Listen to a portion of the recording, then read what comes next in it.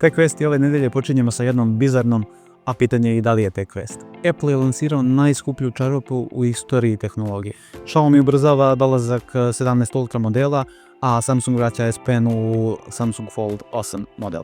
OpenAI tone u milijarde gubitka zbog SORE, a Apple planira najneobičniju iPhone seriju do sada. Ja sam Bane, a ti gledaš NetTech 7 u 7. 7 najvažnijih vesti svijeta tehnologije i digitalnog marketinga u prethodnih 7 dana. Idemo!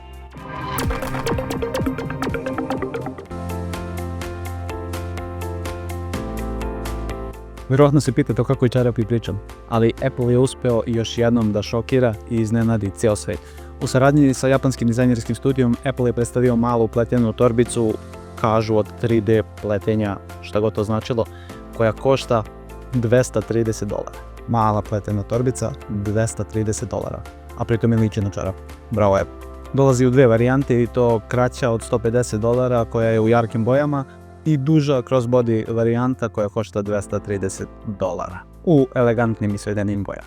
Apple je opisuje kao radost nošenja iPhone-a na sopstveni način, ali većina komentara je ko je ovdje lud. Glavno pitanje je da li je ovo moda, umjetnost ili je samo marketinški potez usmjeren ka ultra lojalnoj Apple publici. I ja ne sumnjam da će Apple ovo da proda, što je najgore. Pronašao sam informaciju i da je Apple 2004. godine prodavao čarapu za iPod, ali po ceni od $29. Sada je samo to otišlo na premium nivo i sada košta $230 za njihov iPhone. Ali činjenica je da Apple nikog ne ostavlja ravnodušnim, kao što rekoh, ja verujem da će oni ovo prodati, ali ovaj potez izaziva dosta podela i dosta mimova već postoji na internetu vezano za ovo. A kako i ne bi čovječ, čarapa od $230. Kako se mi toga nismo setili, ja?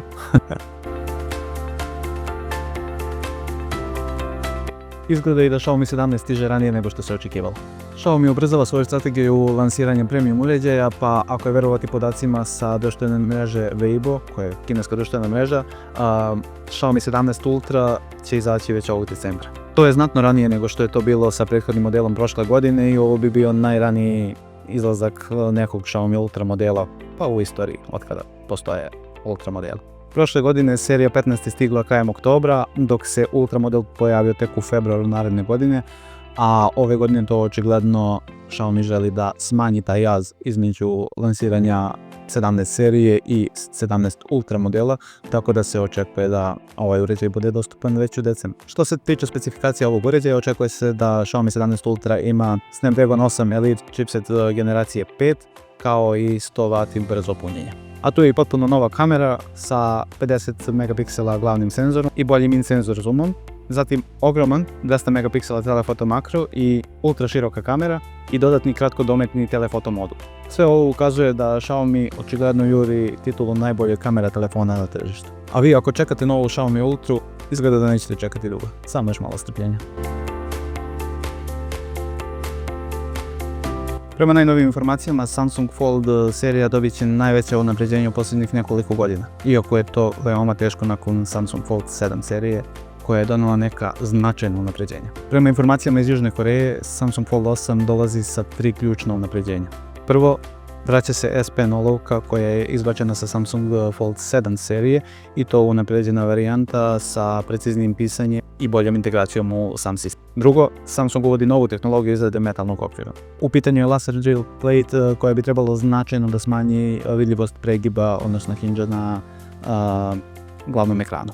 I treće i najbitnije, baterija konačno prelazi magičnu cifru od 5000 mAh na foldable telefonima, što bi trebalo da reši najveći problem koji su korisnici imali sa ovom vrstom telefona, odnosno dugotrajnost baterije, odnosno mogućnost da izdrže ceo dan sa jednim punjenjem baterije.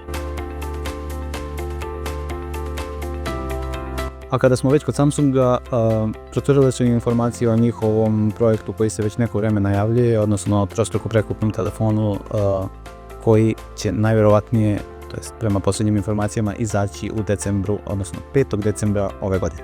Uređaj bi trebalo da ima 6,5-inčni cover ekran, a kada ga otvoriš sačekate impresivni 10-inčni unutrašnji ekran. To je bukvalno tablet koji staje u džep. Tu su i specifikacije koje prate cijenu od $3000. Ako išta može da isprati cijenu od $3000. 200 megapikselna kamera, 5437 mAh baterija, elitni Snapdragon chipset i nevjerovatna osvjetljenost ekrana, 2600 nita s polja i 1600 nita unutrašnji veliki ekran. Datum izlaska, kao što smo rekli, 5. decembar u Kini i Južnoj Koreji, uz moguće ograničeno globalno lansiranje ovog uređaja. Ovaj telefon jeste vrhunski, što kaže posljednja reč tehnike, ali ovaj telefon nije za svakoga. Ovo je telefon za one koji žele apsolutno maksimum svog uređaja i koji su spremni da plate za to. Također, kao i za svaki foldable telefon, postoje određeni kompromisi koji se prave kako bi taj telefon mogao da bude tanak, da se preklapa, da ima sve funkcije koje jedan foldable telefon ima, tako da određeni kompromisi, vjerovatno po pitanju kamere, po pitanju trajanja baterije, su napravljeni u odnosu na klasične modele telefona. Tako da, ovo je za one koji su spremni da plate ovu vrstu telefona i prihvate te određene kompromise koje premium, obični telefoni mogu da pruže. OpenAI jeste najvrednija AI kompanija na svijetu, ali trenutno sagoreva novac brže nego ikad. Njihova video aplikacija Sora, koja generiše 10-sekundne AI videoklipove, postala je globalni hit, ali istovremeno postala je veliki financijski problem za kompaniju. Samo ova aplikacija Sora košta preko $15 miliona dnevno, a procenjuje se da je kompanija OpenAI izgubila $12 milijardi u posljednjem kvartalu. Razlog? Svaki video košta $1,3 da se generiše, dok kompanija uspije da povrati samo $1. A naravno, milioni korisnika generišu meme klipove kao da su besplatni. I svakog dana, odnosno svakog sekunda i sve više i više. Iako sve ovo zvuči neodrživo, mislim zdrava logika nam govori da je ovo neodrživo, a ovo je klasičan internet plan koji su i mnoge kompanije ranije primenile. Prvo izgradio ogromnu milionsku publiku, a onda zatim razmišljaj kako ćeš da to pretvoriš u novac. Bilo kako bilo, Sora mora da pređe na biznis model, na održivi biznis model. Tako da to verovatno znači veće ograničenja za korisnike ove aplikacije u budućnosti ili ne moraju da budu ograničenja, ali uz određenu pretplatu. Tako da hajde da vidimo kako će se ova aplikacija razvijati, ali da je izazvala boom, jeste. Ako se stvari ne promene, Apple bi mogao da predstavi najčudniji line-up do sada. Kako stvari sada stoje, kompanija će naredne godine predstaviti 3 modela i to iPhone 18 Pro, iPhone 18 Pro Max i iPhone Fold. Zašto je situacija takva? Pa, ove godine kompanija lansirala iPhone Air sa jednom kamerom, kao što znate, sa slabom baterijom i rezultati prodaje su ispod očekivanja. Kako bi to popravila, kompanija planira da ubaci i drugu kameru na ovaj model, pa samim tim je morala i da odloži lansiranje tog modela za 2027. godinu. Po prvi put može da se desi da nemamo ni osnovni, odnosno taj base model iPhone 18, pa samim tim i line-up će činiti Pro, Pro Max i Fold model.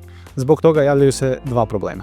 Početna cena iPhone 18 serije skače na $1099 jer je najjeftiniji model u tom line-upu Pro model. iPhone Fold model se očekuje da bude atraktivan, ali neće biti masovni hit u prvoj generaciji sigurno, a i pitanje je kakva će cena tog modela biti, jer vidimo i po modelima koji su već na tržištu da je to visoka cena i da to nije za svakog, odnosno da nije svako spreman da plati tu cenu kako bi imao taj nesumnjivo zanimljiv i dobar uređaj. A ono što pokreće sve ove telefone o kojima smo pričali, a to su čipovi, dobija novu generaciju, odnosno Qualcomm već radi na pripremi novog Snapdragon 8 Elite Gen 6 chipseta koji stiže u standardnoj i Pro varijanti.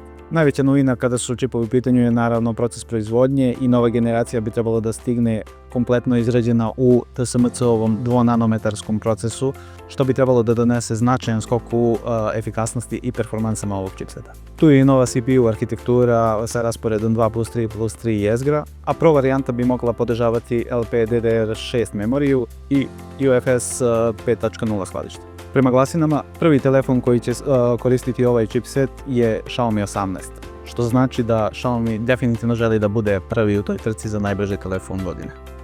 Za korisnike nesumnjivo ovo ima benefita, dobit će efikasnije i brže telefone, ali to će biti i skuplje, jer 2-nanometarska tehnologija nije jeftina. Ova nedelja je bila uzbudljiva, ako mene pitate. Dobili smo najekskluzivniju tehnološku čarapu ikada od $230. Xiaomi ubrzava lansiranje svog premium modela, odnosno Xiaomi 17 Ultra. Samsung vraća neke provereno dobre funkcije na svoj foldable telefon.